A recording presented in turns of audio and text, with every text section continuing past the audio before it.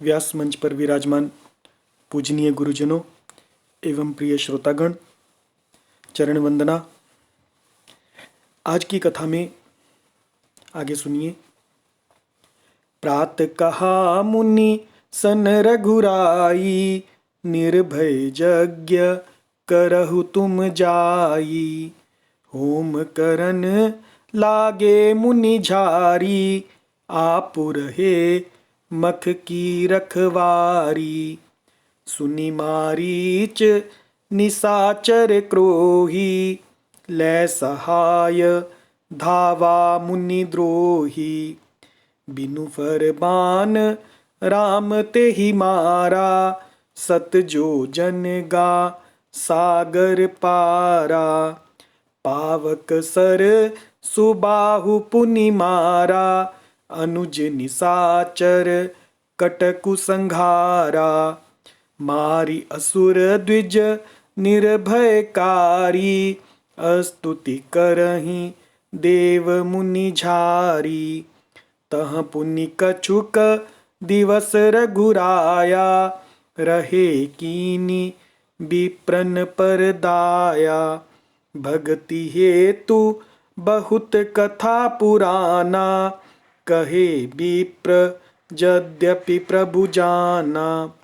तब मुनि सादर कहा बुझाई, चरित एक प्रभु देखिय जाई। धनुष यज्ञ सुनि रघुकुल नाथा, हर्षि चले मुनि बर के साथा। प्रात कहा मुनि सन रघुराई। प्रातःकाल सुबह रघुनाथ जी ने मुनि से कहा, निर्भय यज्ञ करहु तुम जाई। आप जाकर निडर होकर यज्ञ कीजिए, निर्भय होकर यज्ञ कीजिए। होम करन लागे मुनि झारी। ये सुनकर सब मुनि हवन करने लगे। आपू रहें मख की रखवारी। मख भी यज्ञ को कहते हैं। आप श्री राम जी यज्ञ की रखवाली पर रहें। सुनि मारीच निसाचर क्रोही। ये समाचार सुनकर सुना मारीच ने, और जो कि निशाचर है और क्रोधी है।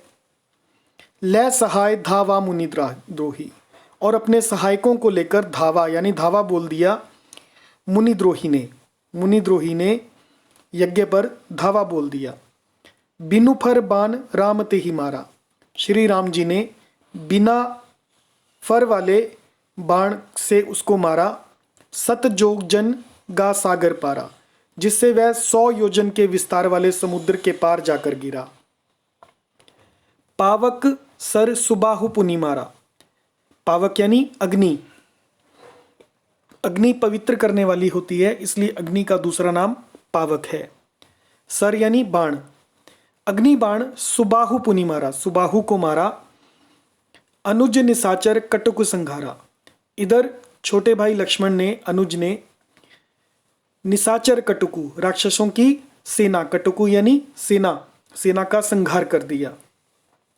मारी असुर द्विज निर्भयकारी।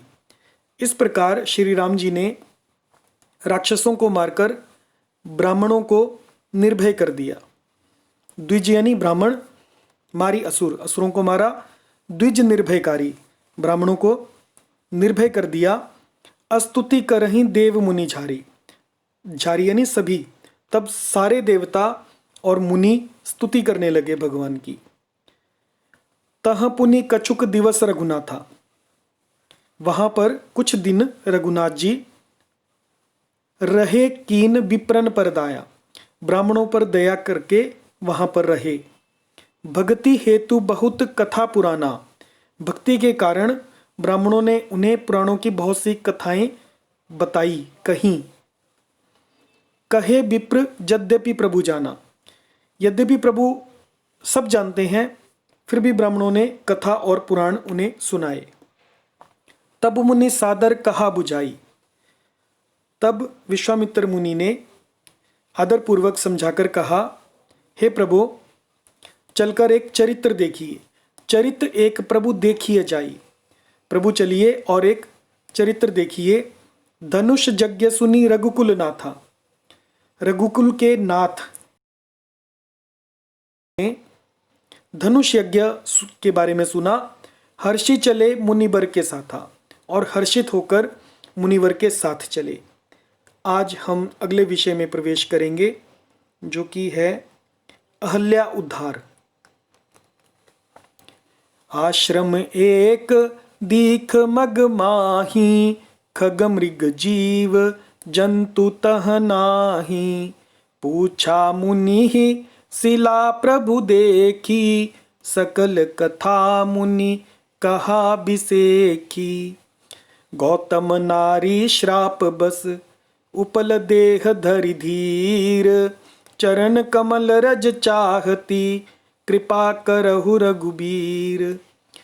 आश्रम एक दीख मग माही, मग यानी रास्ते में, मार्ग में एक आश्रम देखा। खग मृग जीव जंतु तह नाही, वहाँ पर पशु पक्षी कोई भी जीव जंतु नहीं था।